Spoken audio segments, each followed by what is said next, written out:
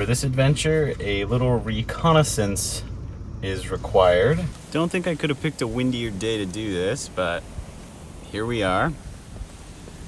We're gonna go check out a couple of these lean-to sites over here and measure them up, because I've got plans to turn one of these bad boys into a sweet little winter cabin. Some of these lean-tos are some of my absolute favorite campsites in Vermont.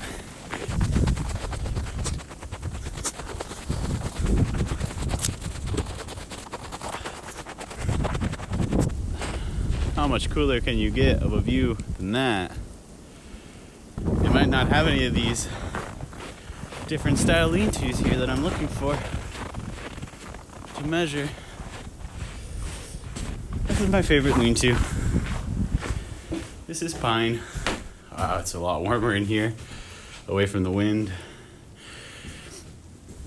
At most of the state parks in Vermont, there are two types of lean-tos. There's lean-tos that I call good lean-tos, and then there's lean-tos that I call bad lean-tos. So the good lean-tos are the lean-tos that are exactly 5'8" right here. You see this? I'm just under 5'8", and I decided to stop growing at that height just so that I could camp in lean-tos in Vermont and not hit my head. So I'm measuring this style lean-to because this is really the one I would prefer. But I know that there's lean-tos that this beam actually sets back like here and easy to hit your head on. I think they're the same width and height in the front, but if they're not, we would be in trouble. So I'm trying to measure both.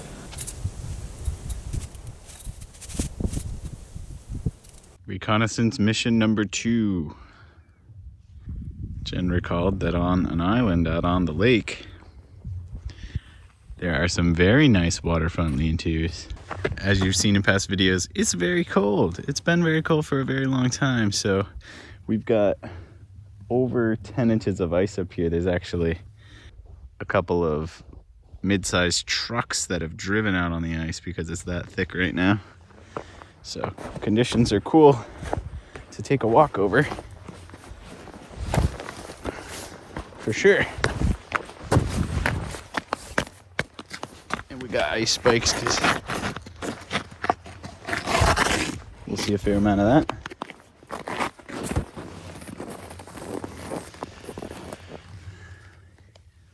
Looks about, I'd say, 8 inches. Well, no, if you really look through, like, I don't know if you can see. Yeah, I don't know if you can see that, like, line going through. I mean, that's solid. Yeah, it is. So to me, clear ice looks scarier, but apparently the clear ice is actually thicker than the opaque colored ice. Like, clear ice is better for scooting. Yes, extra scootable. We've also chosen this route out because we know that the water doesn't get any deeper than like 5 feet deep. So like literally not in over our heads here. This ice looks way thinner than what we were just standing on. But there's snowmobile tracks across it. This looks like a foot of ice. That looks like 8 inches of ice. All much thicker than what is required. This like fault is supposed to be kind of weak, but it looks thicker to me, so I'm gonna walk next to that, I think. It's kind of a catch-22 because the breakwater is where we know the water is the shallowest, but it's also where the ice is the most opaque. And there's more snow on top of it, so I feel safer knowing the water's not that deep, but we're probably on the thinner ice.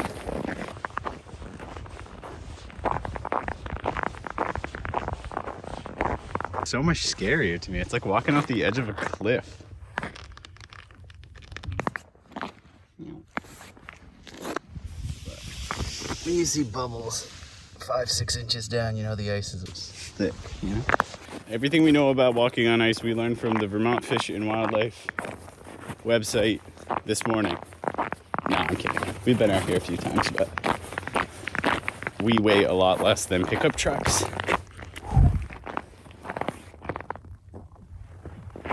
Good little crack there.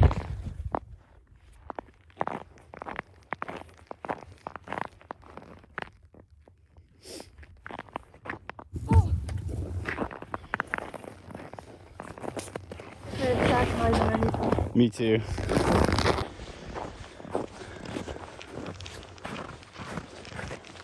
Mosquito Island.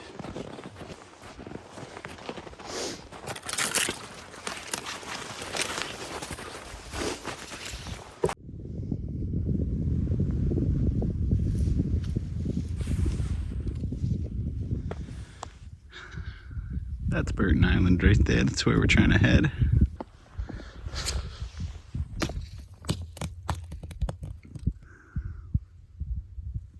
Rather thick. Go from over there where those other people are ice fishing out there. Just take that long way. How deep is the snowdrift? It is past my knee. Woo!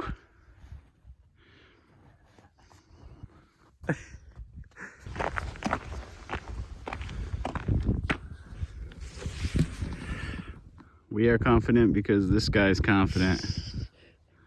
Look how confident he is. I mean, there's a guy with an ATV right there.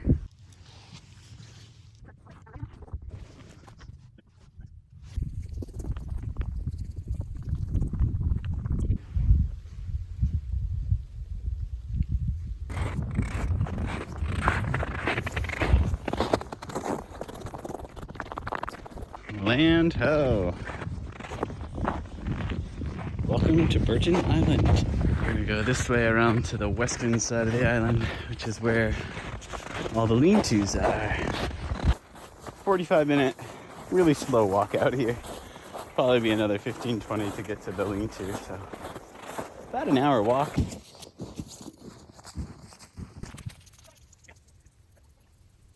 The lean-tos out here. This is a fellow. Oh, that's a really good lean-to, huh? Yeah, I think I might have to measure more than one. Hopefully all the perimeters are the same. But we may need to make a modular setup for this. You can see once you get out here, there's just tons of lean-tos that are right up by the water. So it's kind of nice because you can choose a lean-to out here if the day's nice and you want a view, and you could choose a lean-to in here if it's really windy and we're trying to get away from it a bit.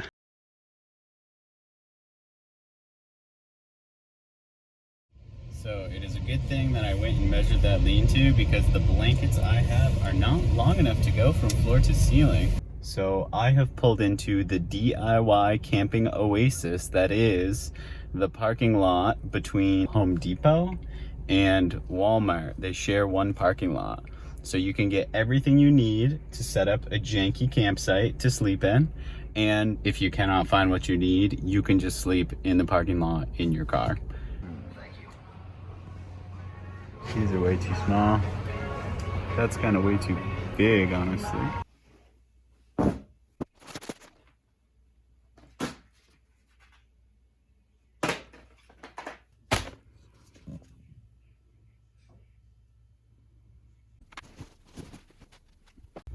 So after measuring a few different lean-tos, they were all a similar height, 94 to 95 inches, but they were slightly different widths. So the idea is that I'm gonna take these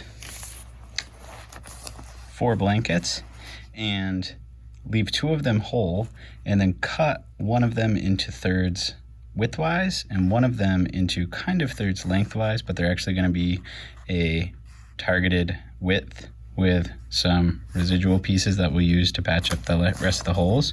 These will be whole blankets, and then I'm going to have pieces below them velcroed on, and then there will be center pieces so that we hopefully can fill out an entire lean-to. And then these pieces here will actually be able to be lengthened or widened to accommodate the different sizes of the lean-tos. And then of course we're gonna patch in, we'll put in some windows, things like that too, once we get it going. Just double checking my measurements are right. I'll tell you what's not right. Those dimensions, because the real dimensions are 77.5 by 70.5. So you're way off, blanket company.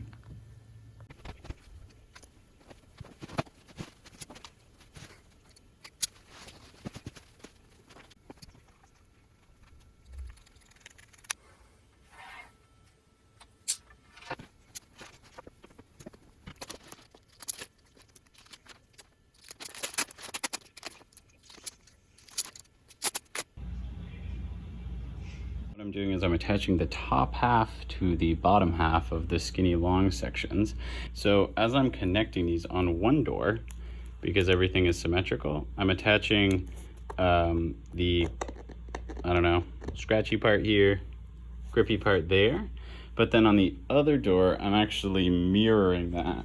So on this door, I'm gonna put the fluffier side down and the thin side up. So if I alternate these, then all of the extra pieces that I'm gonna attach up can be the same on one side, so that when I rip them apart, because these come in pairs, the other side can go here, so that you don't end up with a bunch of 1/2 Velcro pieces with nothing to attach them to.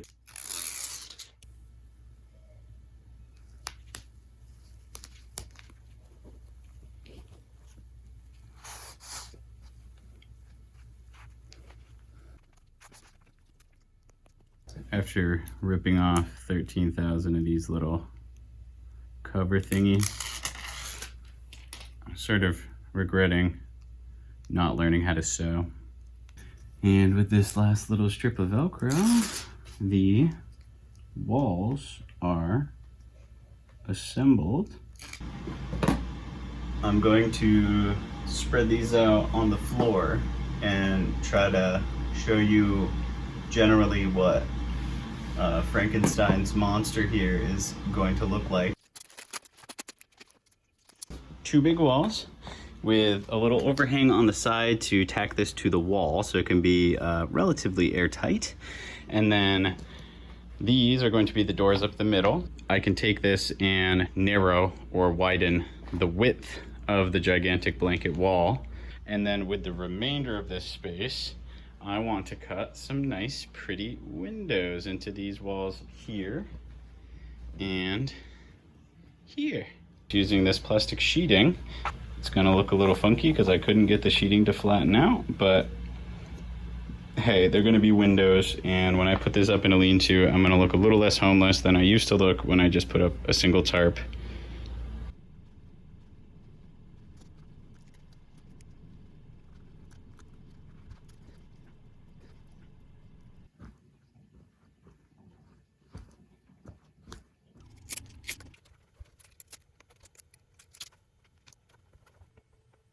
And the horizontals go quickly because there's only 4 of them up the whole entire wall, because these are just attaching dangling blankets to each other. These aren't holding up weight the way that the ones at the bottom are. This is the moment of truth. Windows. So my initial mock-up is using some glue that claims to be able to adhere plastic and cloth. Before I go ahead and do anything crazy with this thing that I just Velcroed together, I'm just gonna test a little bit of this against a piece of the moving blanket scraps. Put a big old glob of glue all the way around this bad boy. So I was just kind of hoping to press it in. Put a water jug on that. Yeah, it doesn't say anything about dry time. Claims to bond instantly. So I guess we'll just give it a minute to dry, and if it's not stuck on there, then we're gonna go on to plan B, which is probably go back to the store, because I don't think I have anything that'll work. Man, that's really not as promising as I'd hoped. I don't think I'd trust this glue holding this size piece on here, let alone a gigantic sheet I've got quite a bit of Velcro scrap left over. So there's the option to maybe consider this, a big sheet of plastic onto this cloth. Not really sure how I'm going to attach those together in a way that'll be reliable, because this is not going to work. Weak sauce. So yeah, it's looking like using the Velcro is going to be my best bet. And then on the outside, I'm just going to cut from the top down so I can roll the cloth up, and then I'll just insert a little tie down at the top to keep it tight, and then it will be done. I just took these pieces of Velcro and cut them in half, so I doubled the length of what I had left. 4 times this will make me at least one nice window. I'm gonna trim the plastic right up to the edges of the Velcro and stick it down, and I think that'll be a really simple way to make sure everything's cut neatly. So this Velcro situation actually might pan out okay.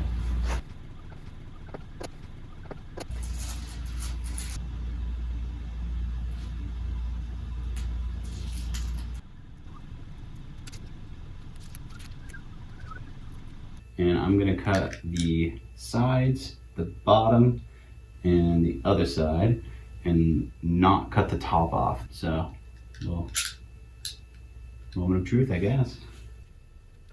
So I poked through, and I'm just gonna cut the rest with scissors because this is gonna leave kind of a mess on the edge of the blanket.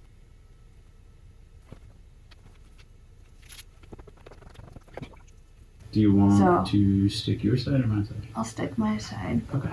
Am I good? Yep.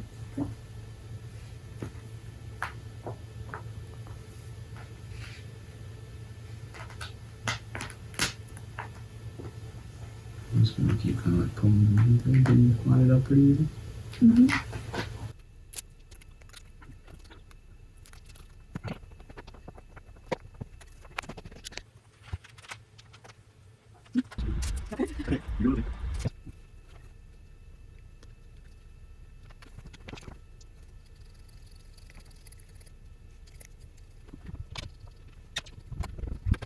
So from the outside, this is just going to roll up. Nice. I'm gonna put 2 little specks in the corner, but really just gravity is gonna flop down and hold it down. And then yeah, I need to put something here to attach this up. I like it. It should look very nice in theory. So this would be one of the 2 walls. Cool, right? I like it. Oh, I think it's gonna look splendid. Maybe we'll pick some Velcro up on the road and we'll make a window at camp tomorrow. And maybe you only want 1 window. And then the beauty of it is that big, gigantic, ogreous monster of a thing packs down to this neat little pile of blankets. Light, easy to carry in, and will be easy to set up when we get there. Here we go again, highways. Hello in there. It is very nice. You cozy down in your bed? I don't even know what to call it. What do you call it? The blanket house. Velcro not included.